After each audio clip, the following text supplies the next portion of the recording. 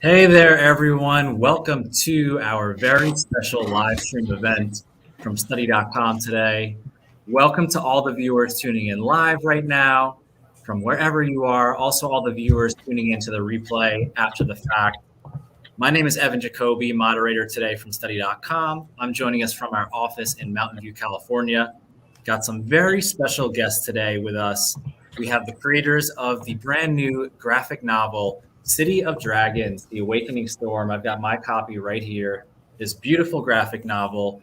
The author, Jaimal Yogis, and illustrator, Vivian Truong, are here with us today. Thank you so much for joining us. Jaimal, I'll start with you. Welcome. Let us know where you're tuning in from and how you're doing today. Thanks so much, Evan. I am in San Francisco, California. And yeah, I'm just feeling good. Just got the kids off to school and happy to be here. Excellent. Thanks so much, Jaimal. Vivian, how about yourself? Where are you tuning in from and how are you doing? Hi, I'm tuning in from London, England, and yeah, I'm doing good. I'm getting ready for dinner soon. We're just waking up in California and you're getting ready for dinner. I love it. Yeah. Janine Deems is also with us today, the admin of our Homeschooling with Study.com Facebook group. Very engaged community of users, homeschool families, parents, and kids who are tuned in with us live today as well. Janine, how are you doing? Where are you coming from? And tell us a little bit about the homeschool group. So I am coming from Fort Worth, Texas. So we're getting ready for lunch. And I'm excited to be here. I'm so excited for this event because we have so many homeschoolers in our group that are looking at their different passions of writing or art. And I think this is just going to be such a neat event. We have homeschoolers from different countries in our group, as well as from all the different states. And so I'm excited to be here and to be part of this and to hear what you guys have to say. Excellent. Yes, everyone is very excited to get started. So let's jump right into it. I'm going to pass things over to Jaimal, who has a very special presentation on dragons and the history of their book, Why Things Got Started. So Jaimal, I'm going to pass it over to you to get things started. Thanks. You guys can see my screen? Yes. All right, cool. Well, really excited to be here. This is our book, City of Dragons, and it's appropriate that you guys are tuning in from all over the world because Grace and her friends are a really international crew, which I hope you'll find out when you read the book. Before talking about our book, I actually wanted to set the stage with a little bit of international dragon history and lore. And you guys probably are aware of this, but you're living in like the golden age of dragon stories. We have so many cool dragon stories, right? This is obviously Toothless. We've got Wings of Fire and Raya and the Last Dragon and Game of Thrones. And this is one of my ancient dragon friends from my childhood, The Never-Ending Story, 80s movie. This is Valkor the dragon in the middle. So you guys should check that out if you never have. But interestingly, dragons have actually been going viral for a long time. This is the first piece or the oldest piece of dragon art ever found. It was found in Mongolia. The Hongshan people made it somewhere around 6,000 years ago. And it's likely that dragon stories were banging around that area for long before that. In East Asia, obviously, dragons have been really important in various myths and stories. This dragon on the left here, this is Zulong. Zulong is so big that when he blinks his eyes, it becomes day and night. How big is he? Some stories have him as big as the universe. So if anybody ever asks you what the biggest dragon is, you could be like, well, we live on a dragon. Zulong was also said to control some of the winds and the weather and the waters, which is a common theme in East Asia and actually in dragon stories around the world. Dragons were very graceful and they lived often forever or for a very long time. And those were qualities that emperors wanted to embody. So we see here's the Forbidden Palace in Beijing, the 9-Dragon Wall. A lot of emperors were said to be dragons or put dragons on their robes, etc. while those stories that were going on thousands of years ago in East Asia, if we cruise all the way over to Mexico, just south of the border from Eugene and me, we have this guy. Look at the similarities between this dragon on the right and this dragon on the right. This is Quetzalcoatl, who is an Aztec god and who was also said to control the winds and the rain and be benevolent and help the crops, etc., a bringer of life. It doesn't look too friendly over here eating this guy, but he must have done something wrong. So interesting that these dragons look similar, have a similar quality. And I'm betting that the Aztec emperor was not on the phone with, the emperor of China at the time. Like, hey, what do you call that dragon that brings, you the rain?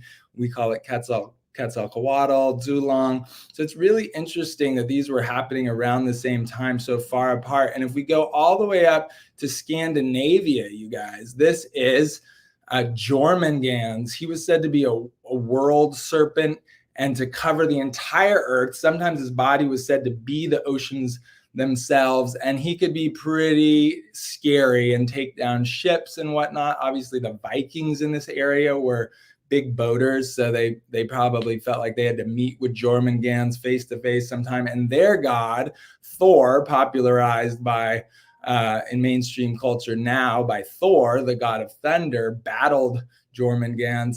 And so Jormungandr has even appeared in Marvel Comics, and we'll probably see him in the movies at some point. But again, we see these water themes, these weather themes, and even though Jormungandr wasn't a benevolent dragon like the East Asian dragons, it's pretty interesting that that was also going on, a couple thousand years ago, way far away from China and Mexico.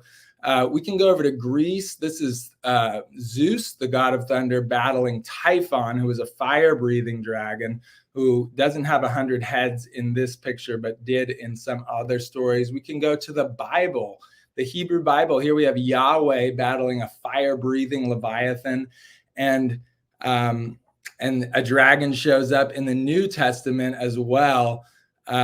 Interestingly, you see the fire-breathing dragons in the West usually not being so friendly, but the Israelites who are wandering around, in the Middle East and not being well treated in the Hebrew Bible by Pharaoh, and I know a lot of you guys know that story. Well, some of their enemy tribes use dragons as on their armor.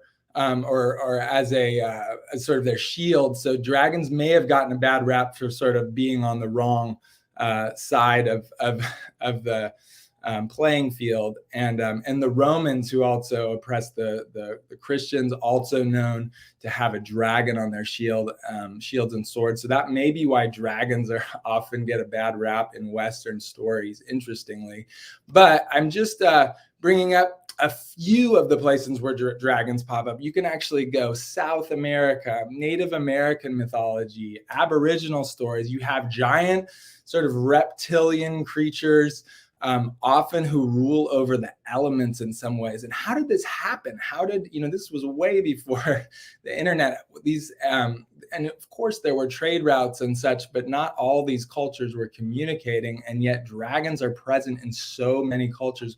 We don't know. One theory is that what if you found a huge one of these in your backyard, right? You might start telling some stories. What could this creature have been like? Did it breathe fire? It's certainly powerful.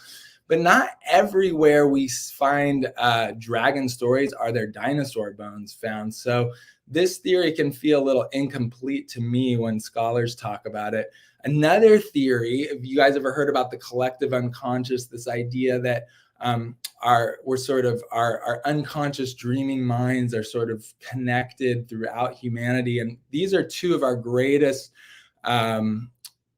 were our greatest predators when we were, people were hunters and gatherers. And there's a theory that we put them together in our unconscious mind and created these creatures, dragons, all over the world simultaneously. But again, that doesn't really explain why dragons are friendly and worshipped in so many cultures and are bringers of life and water. So, you can also see a lot of dragons in the weather, right? You see sometimes when the clouds are patterned, it looks a little bit like reptile skin. Might see creatures like this. But on the other hand, you can see frogs and pigs and turtles, right, in the sky. Why are dragons so often associated with weather? The truth is, you guys, we do not know. Dragons are a mystery, and but the thing that isn't mysterious is that they're a huge part of our collective storytelling as humans, and humans are story animals, right? We tell stories to make sense of ourselves and our place in the world, and dragons have been part of that from the beginning. So it's just really interesting. Maybe dragons were real on some level. We don't know. You can kind of come up with your own theory, but I have always thought the dragons are cool. They weren't my favorite mythological creature. I like unicorns and elves and all sorts. I was always a fantasy fan and wanted to write a fantasy novel, but I'm also a surfer. And one time I was out at this really scary cove by myself in Hawaii, and I thought I really shouldn't be out here by myself. And this one other surfer paddled out. He had scars on his face. We were sitting out there floating, and I'm like, this guy is just another reason I should go in. He looks a little weird. And at one point he goes, "You see him out there?" First thing he says. And I'm like, what's he see? The waves? And he pauses and he goes, "Dragons." And after some conversation, he told me that he read dragons in the clouds and they told him about the weather. And this was when I was like 19. And later I learned about some of those stories that I told you, that there'd been myths about dragons and weather. And I thought, how cool would that be to one day put that in a story? And so I started tinkering around with this story and then met Vivian, and we decided to tell it together as a graphic novel. And so I am going to read just a little bit of City of Dragons, not too much, because I'm hoping you guys will read it on your own. But just to give us sort of a little bit of a flavor of the story. As you graphic novel readers know, it's a little funny to read graphic novels out loud, but stick with me here through this, and then Vivian is going to tell us about how she creates these amazing images, and then you'll get to actually follow along and do a dragon drawing with her. So here I go. Anyway, this is Grace. She's our protagonist. She's heading home from school. She's singing an old song, "Good times, bad times. You know I've seen my share." She ollies over a crack, says hi to her neighbor. "I know what it means to be a uh-oh."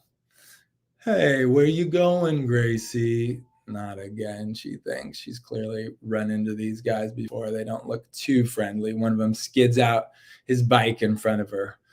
"Whoa, don't be scared, Gracie. We're not going to hurt you." But this guy comes up and does push her down on the concrete. So rude. "Just let me go home," says Grace. "But where's home, Gracie? I've seen your dad. You both don't look like you come from here. Did your mama ship you both here?" "Aw, don't cry." Grace has had it. She hits him in the face. "You're dead." Splash. He gets shot in the face by who? Oh, it's Grace's neighbor. "Get out of here before I soak you some more." "Good timing. I gotta wash off this half-breed blood." Grace looks at her hand. "Thanks, Miss Thomas." "That was very brave, Grace. Anyone calling folks nasty names because of how they look needs a serious wake-up call. Now come on inside and get washed up." "I'm okay. Thanks again, Miss Thomas." Now here's Grace later in her room. Her dad comes in. "Hey, even Batgirl has to sleep, Grace." "Hey, Dad." "What's that face?" "Nothing." "You get in a scuffle again?" "No, I mean, well, sorta. Dad, am I a half-breed?" Is this a Marvel or DC reference? "I'm being serious." This is Grace's mom looking in, and they're talking off screen. "Well, remember that story Yaya used to tell?" "You're not really going ancient China on me, Dad?" "No, I was 4 when Grandpa died." "Well, the Yellow Emperor, the father of the entire Chinese people who brought us writing, art, science, diplomacy, couldn't he transform into something? Do you remember? Oh, that one. A dragon. And what are dragons like? Powerful, I think, and fearless. And they live forever, right? I don't remember. That's what the stories say. And what happened when the Yellow Emperor's kingdom was under attack? I don't remember. To strengthen his army, the emperor shared a drop of his immortal blood with his fiercest warriors. Common people called them all sorts of ugly names, half-breeds, lizard men, but they were just jealous of the mixed blood's power, especially their relationship to dragons. You're just trying to make me feel better. Yaya used to say that the mixed bloods were stronger than dragons, even stronger than gods. They had the courage of immortals, but they still knew the suffering of death. Their compassion was greater, and there's nothing in this universe more powerful than courage and compassion together. That's right. Whether we look it or not on the outside, all humans are mixed, and that's good. Diversity is what makes us strong, and you, Grace, are the strongest person I know. Now go to bed, Juju. Okay, Dad. All right, now a lot starts happening at this point that I don't want to give away, but I am going to fast forward just to give you a little glimpse of Grace. 3 years later, she's going to move to Hong Kong, and she's at a new school. So now, oops, sorry, not the page I was looking for. Here we are. And in her first week of school, she doesn't know anybody, but she winds up with this egg. The egg hatches, and it's in her bathtub. And the creature, which Grace doesn't know yet, is a water dragon. And of course, it goes to the water, so it's in the toilet.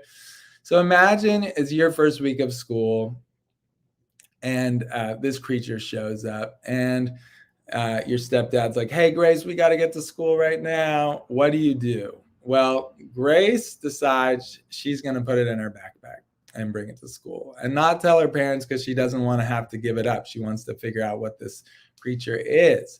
And so our story begins, right? Every story has a problem, and Grace has to figure out, what is this creature? She's going to have to trust a few new kids at the school who Vivian will introduce you to, who become kind of our crew that has to figure out, what is this? What does it eat? How are we going to take care of it? And why are there people trying to get it? So I don't want to give away any more and have any more spoilers, but with that, I'm going to turn it over to Vivian, who's going to tell us about how she tells the story visually. And so I'm going to unshare my screen here. Thank you for being so attentive. Let me just share my screen.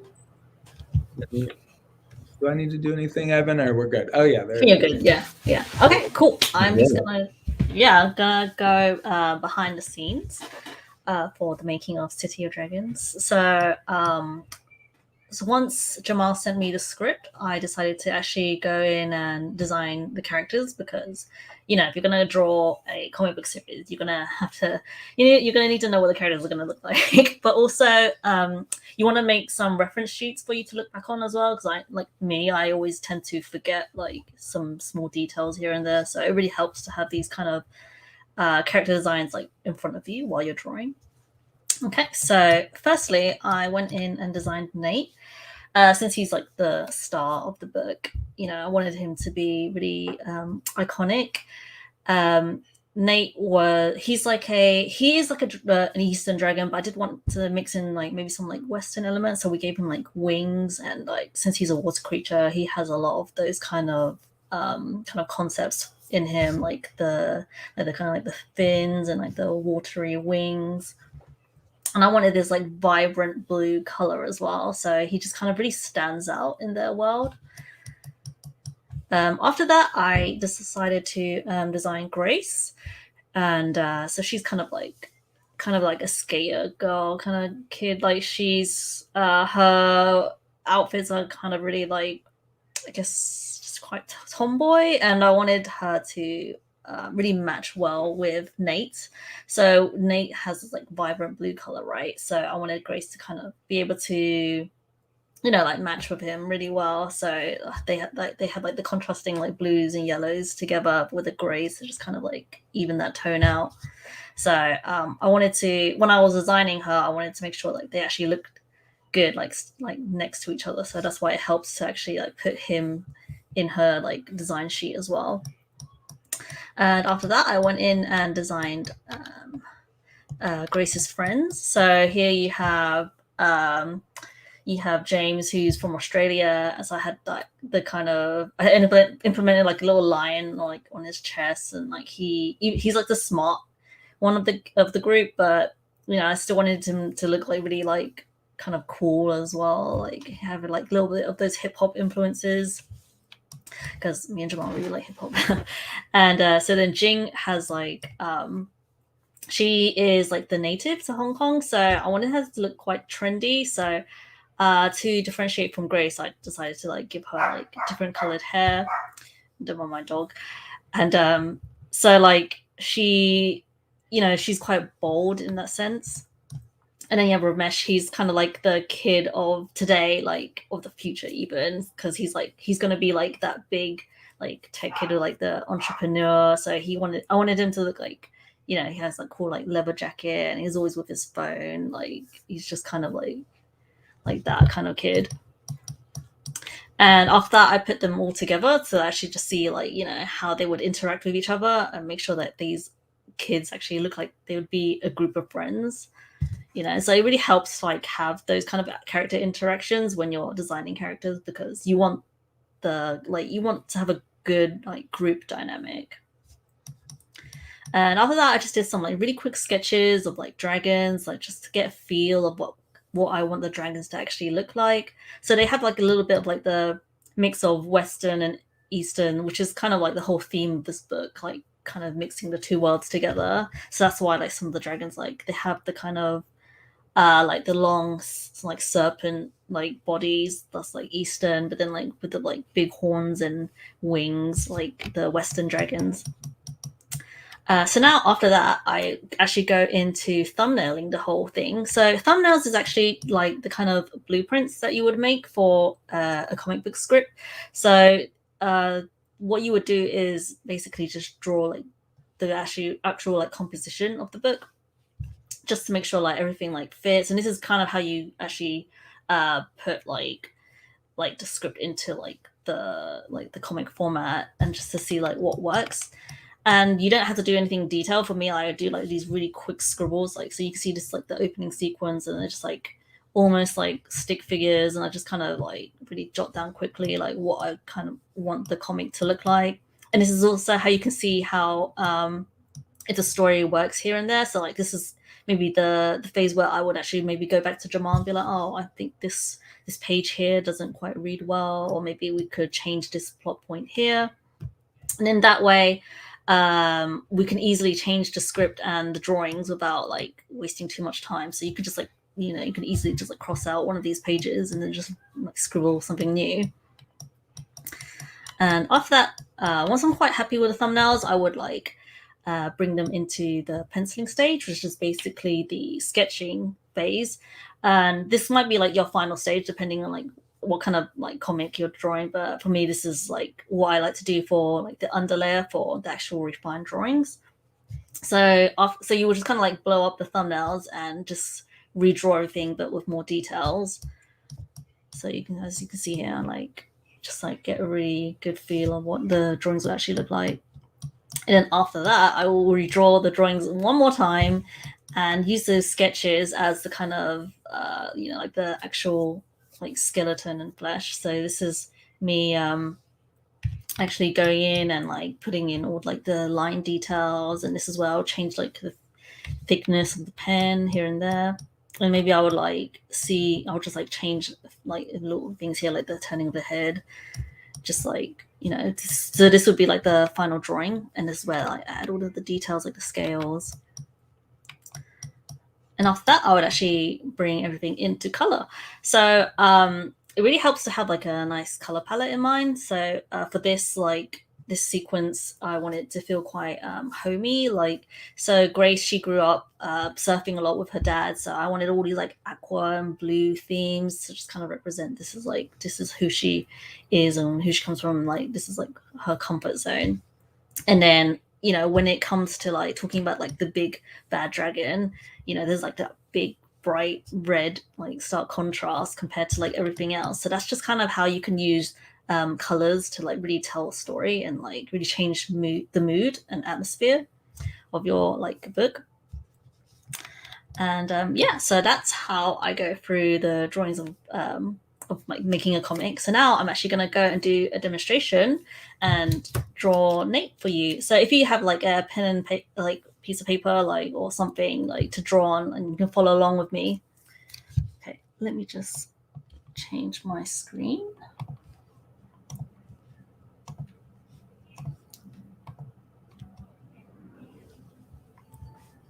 Okay, yeah, you can see my screen, yeah? Okay, cool. Okay, oh, let me, before I start, I'm gonna write, I'm using Clip Studio Paint. That's the software I'm using, and if you hear squeaking, it's just because I just cleaned my screen, so don't mind that. And the tablet I'm using is a Wacom Cintiq 16 HD. I mean, there are loads of different tablets out there, so you can find ones that are more affordable as well, and they're all just as good. So, okay, so first of all, when I draw, as I said before, I like to start with a base sketch. So this is kind of where I would draw like the basic shapes. So for Nate, I start off with a circle that would be like his head, and I'll just draw another circle for like the snout. And I do these crosses to just to mark like the center. And I'll just draw, snake body. Try to keep it loose. And I'll just draw these like basic lines to just mark his antlers. So you don't have to be like detailed at all. You just want to like mark out where everything is. So bring out his hair. That's his hair gonna go down there. There's his eyes. And his eyebrows there. Just mark this part as well.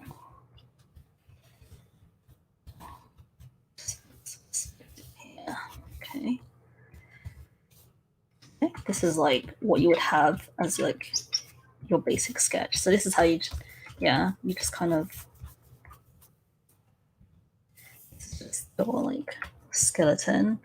So after that, I would actually turn the layer down so I can actually see what I'm drawing. This is kind of the actual drawing part. Oh, use a different pencil. I'm using like a blue pen for Nate, since like he's supposed to be kind of like otherworldly, so that's why I wanted him to really stand out. He's kind of the only one with actually like a different outline. Draw his whiskers there. His eyes. I'm so sorry about squeaking. And yes, I'd like to try to bring his hairline down so it doesn't look like he's like a balding old man. That's something like I kept doing by accident in the beginning. I realized it was because his hairline was like reaching the back of his head.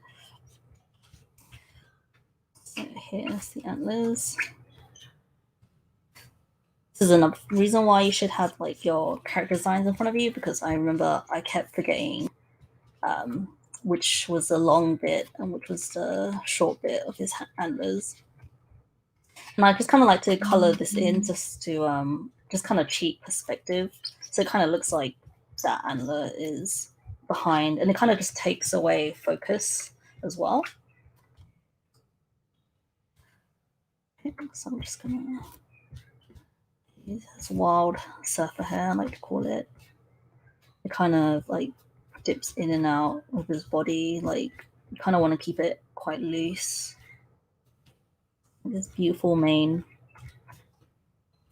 Okay, And then this is the hard part. Just gotta try to keep this part loose, because the problem with drawing over your drawing sometimes is that your drawing can end up looking quite stiff. So you just kind of have to really practice doing your best to stick to like the energy you had in your sketch. And it also helps to like turn your paper around, so you don't have to actually just draw things like, you know, like you know, I can't find the words, but yeah, turn that paper around. So just draw the little tail hair here, the little tufts. I'm just neaten this up a bit.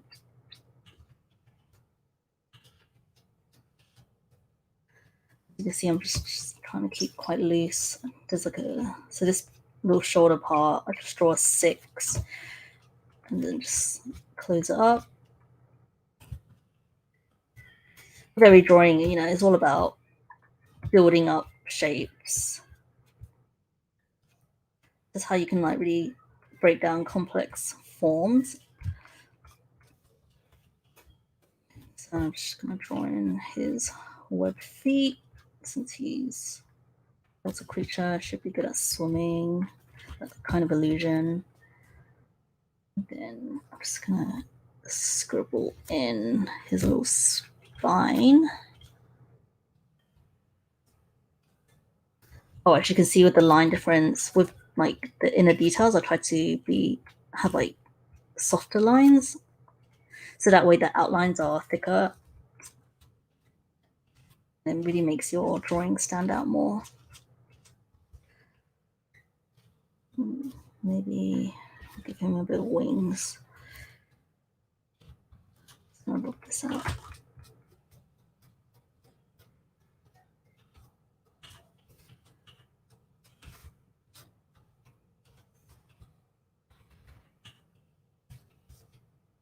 Let me just turn that off. Just see what the drawing actually looks like right now. This is just a really quick drawing. Just all these little lines to make it look like he's actually on the ground.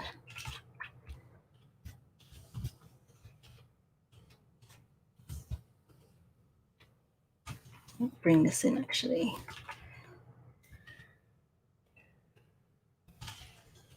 Okay. That is the outline of Nate. And now I'm gonna go in and color. So I like to have like a little palette here as well. Vivian, while you're drawing, Jaimal just held up his attempt at drawing his dragon. There's a couple. Oh, amazing! There's a couple of comments as well about viewers drawing Nate and Grace. So any of the viewers, if you have your drawing, please take a photo and post them in the chat if you can, and we'll take a look afterwards, and Vivian can chime in. Yeah. After the stream with ratings for the drawings. So they're all amazing. So, you know, so with Nate, he is just filled with different shades of blue. Oh, this is why you close up your lines, so then that doesn't happen. So I try not to use like too many different colors. Makes it easier as well when you're coloring in. Just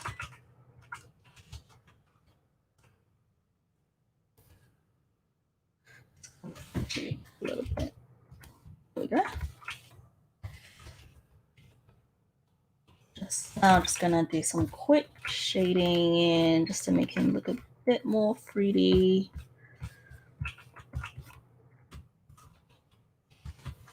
And even with his like hair, like the shading is just like a different shade of blue as well.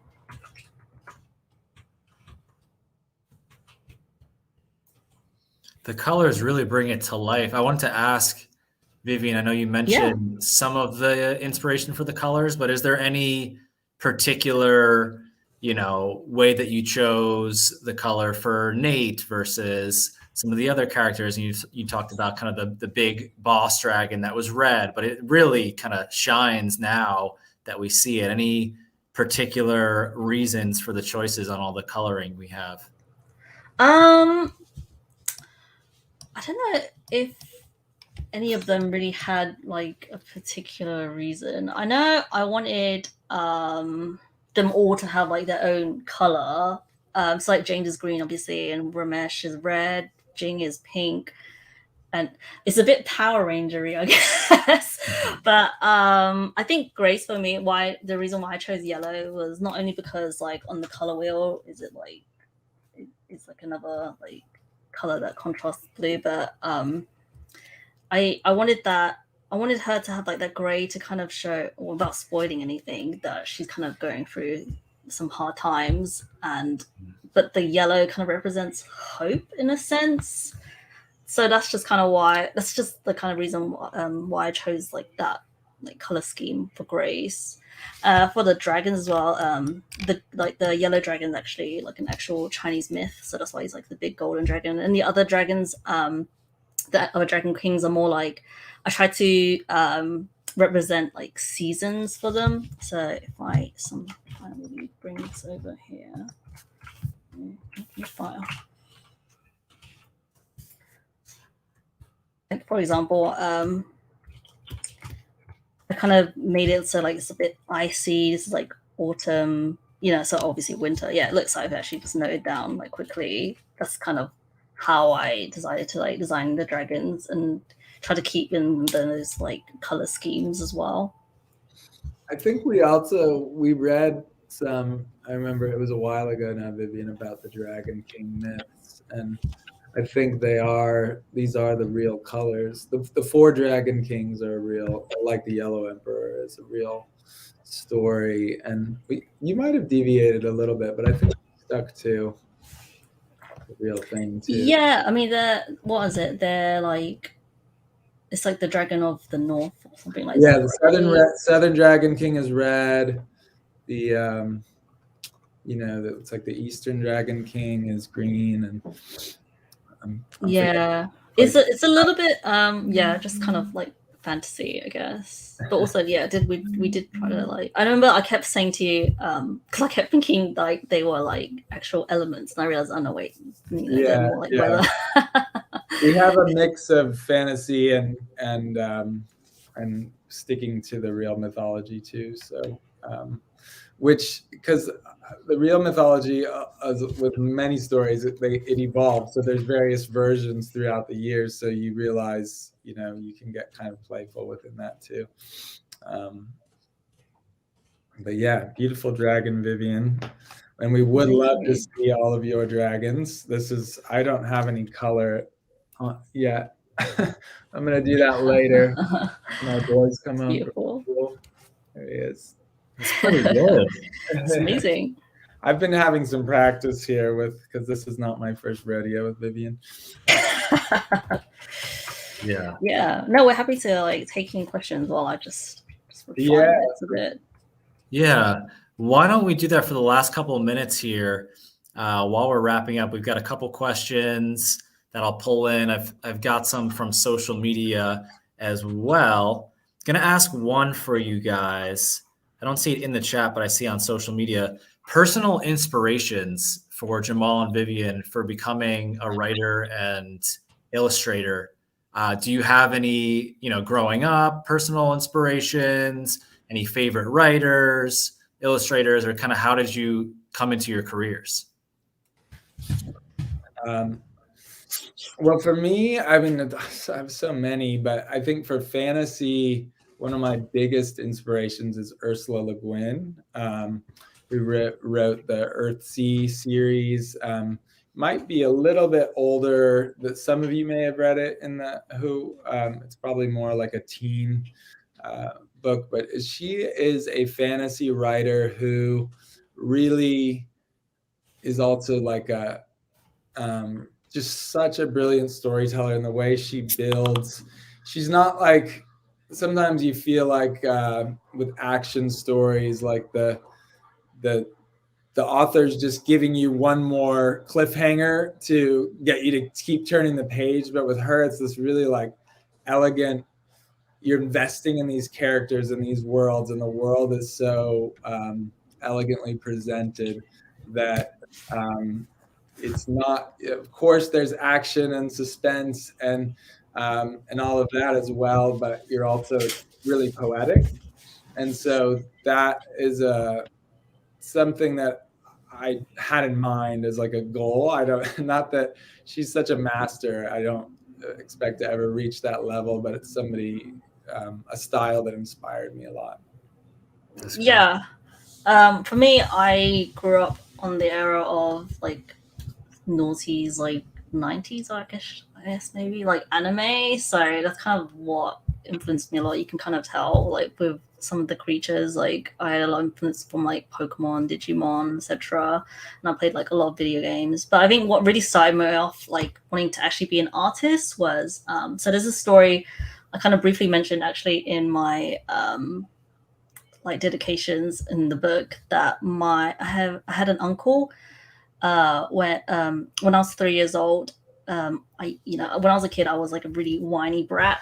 I used to cry a lot, but he one day he took me downstairs at my grandma's restaurant, and there was like no one around, and he started drawing pictures for me. He started drawing pictures of like my sister, my brother, like getting into trouble and things like that, and it made me laugh. It like cheered me up, and I immediately was thinking like, oh, I wish I could like cheer up people as well with my drawings and my art.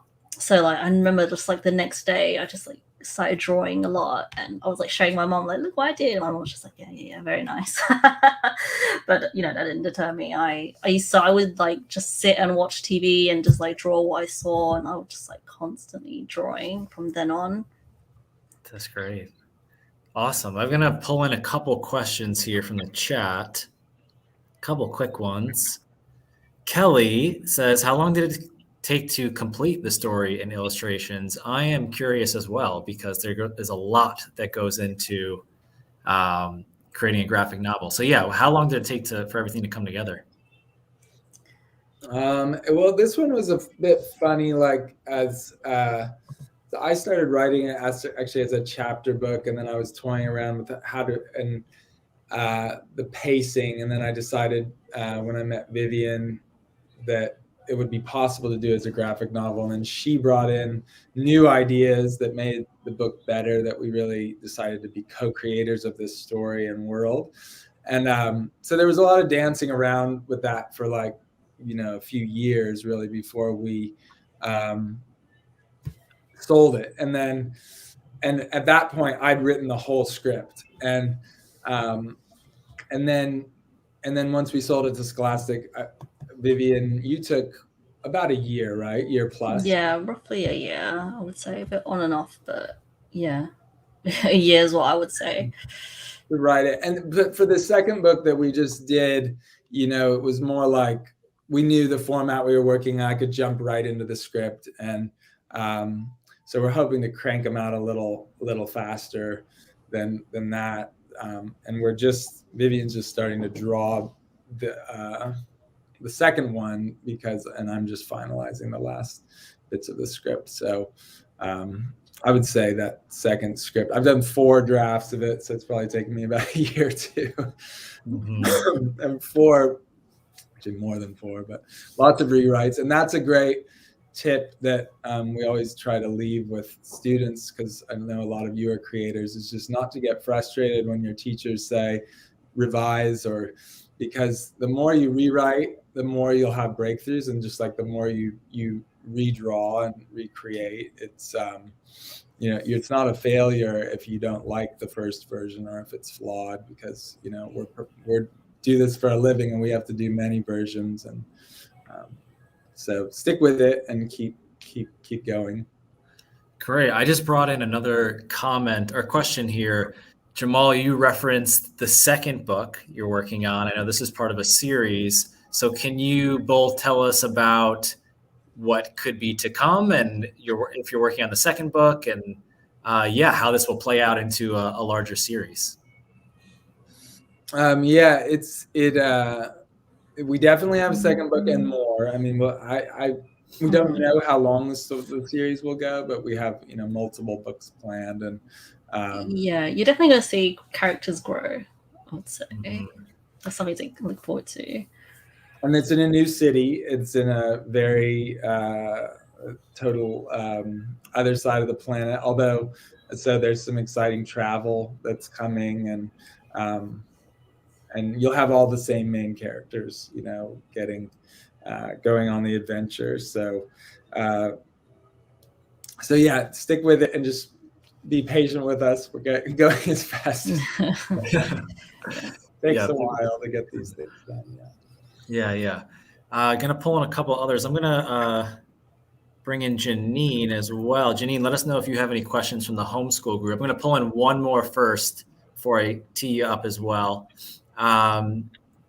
Here's a question from Cynthia.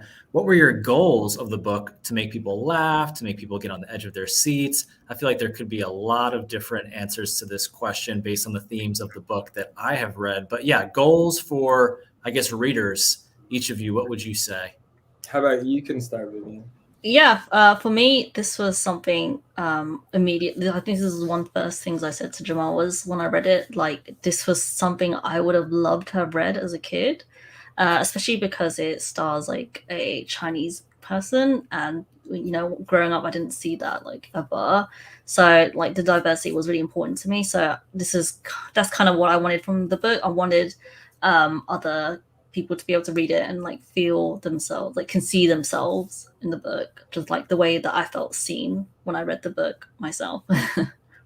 Absolutely. Yeah, for me, I think all of the above, with laughter and edge of your seat and emotion. I mean, I think I'm a fan of all genres of storytelling: comedy, drama, and action adventure. And I think it's like we wanted to throw the whole, you know, what's the saying? A whole bullet. Not the phrase isn't coming to me, but just combine them all into one. Where sometimes you're laughing, sometimes you might feel like crying, sometimes you're on the edge of your seat. But it's just a fun ride, and like, because that is life, right? It's like sometimes you are laughing, sometimes you're crying, and sometimes the edge of your and this is they're a little more on the edge of their seats, you know, with having a dragon in their lives. But we tried to really create the full picture, and I think that's makes it fun as a writer and as creators too, because there's variety, you know, within the plot. Yeah, that's great. Not to give anything away, but the emotional part of the book starts really fast. Right after you finish your reading, Jaimal, I know you didn't want to give it away, but yeah, my girlfriend and I were reading the book and we're getting emotional right away. It's a pretty, you know, tugging at the emotions right from the beginning. Really beautiful story as it progresses. I want to get to Janine. Do you have any questions from the homeschool group that you have seen, or questions yourself? I think you're on mute as well, Janine, but let us know if you have any questions. Yeah. So one of the questions that they have is, if you want to be an artist, what would be the best advice that you give to other students who either want to be an illustrator or a graphic artist, or, you know, what would your suggestions be? I would say probably the most important thing is, aside from practicing, is actually just draw what you love. I think the traps that a lot of artists fall for is just trying to draw what they think that people want from them. But I think these days people will see like your passion the most when you actually draw things that you really love doing. Like, if you like, I knew an artist who he used to do portraits for the Queen, but after a while he just decided to just paint cheese all the time because that's just what he liked to do. And you know, you just kind of, you see that there's things you do for money, but there are also things that, you know, you need to kind of really fulfill like your own kind of creativity as well. But if you are gonna start out to get into drawing, like, make sure like you can you know, try to find as many like resources as you can. There's like so many out there, and you know, just really practice and look at artists you admire. Like I think I can't remember who said this quote, but like one of the, like, someone said like some of the best artists out there are actually the best thieves, because you just kind of take from everyone. You take like all the things that you like and you just kind of mash it up and make it your own. And that's kind of like what you should do as an artist. It's certainly true of writing. I mean, I feel like this is like a mix of all my favorite books and my own life. Like you just kind of everything ends up in your story, and then you make it your own. You know. Yeah, it becomes like very uniquely you. You can see like everything that you like in your art. You know, just the way you like maybe even draw your eyes or things like that. Yeah. That's great. I want to pull in one last question. I thought this is a really interesting question here from Ania. Will you do a voice reveal on the main characters? Can you describe their voices? Oh God. Vivian, you don't have to do it now. Vivian sounds like Ramesh. Ramesh is British, so he has a British accent. Yeah, Ramesh to me is very East London. So I would do the voice, but it's too embarrassing to me. So so he has. I always imagine him having like that quite like a thick accent. Like my accent right now has a little bit of like an American tinge to it, so I can't do like a full like real example of it. But yeah, that's why I had a lot of fun like editing like Ramesh's dialogue to actually really reflect like Londoners, and that's just kind of how I imagine him. I think with Jing, I know that some international students in Hong Kong, they actually tend to have like American accents, so I think Jing was a bit more like naturally American to me. Yeah, and then James is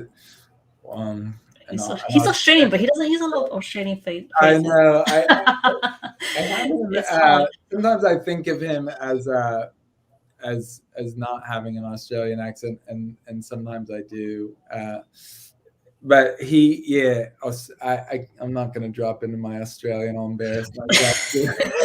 So when the movie comes out, we'll see how they all sound. But or it would be nice to. I would love to have an audiobook version where they have different voices, but we're not quite there yet. It's hard to do as a graphic novel, although. They are doing them now. So hopefully with, send some requests to Scholastic and maybe they'll get Yeah, I'd love to see that. I'd love to hear everyone. Great. All right. Well, we're going to close things out now. Thank you everyone for tuning in with your questions. There's going to be a lot more viewers tuning in for the replay as well. I'm going to give another quick plug for the book, City of Dragons, The Awakening Storm. We have links within the stream to purchase copies. We'll be sharing other links as well to get yourself a copy. Hard copy, soft cover, ebooks are available. So thank you, Vivian, Jaimal, Janine. Thank you so much for joining us. And we'll be in the chat afterwards to answer some more questions. And please share your dragon drawings as well for everyone that participated. I would love to see some of those. So thank you guys so much. Appreciate it. And thanks everyone for tuning in. Thank you. Thank you for having us. Bye, everyone. Bye.